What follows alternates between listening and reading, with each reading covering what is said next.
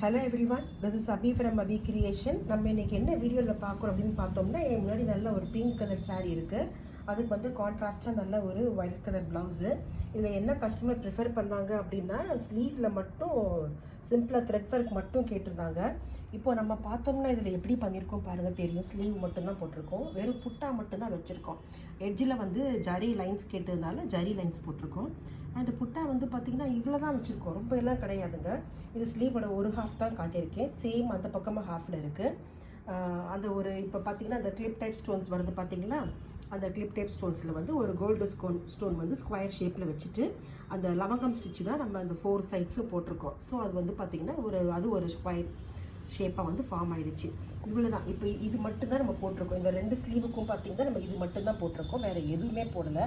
So இது வந்து பார்த்திங்கன்னா எல்லா ஏஜ் கேட்டகரிக்கும் எந்த மாதிரி சாரீ ப்ரிஃபர் பண்ணுறாங்களோ அந்த எல்லா டைப்ஸ் ஆஃப் சாரீக்கும் சிம்பிளாக போட்டுக்கலாம்.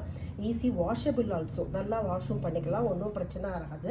இதெல்லாம் டைட்டாக நம்ம ஸ்டிச்சஸ் போட்டிருக்கோம். இது வந்து பார்த்திங்கன்னா இந்த ஒர்க் ஜஸ்ட் வந்து ஒரு ½ அன் ஹவரோ 1 ஹவரோ லவங்கம் ஸ்டிச்சு ஹேண்ட் நல்லா தெரிஞ்சவங்க அவ்வளோ சீக்கிரம் போட்டு முடிச்சிடலாம். Okay friends, thank you. உங்களுக்கு இந்த வீடியோ சிம்பிளான வீடியோ பிடிச்சிருக்குன்னு நினைக்கிறேன்.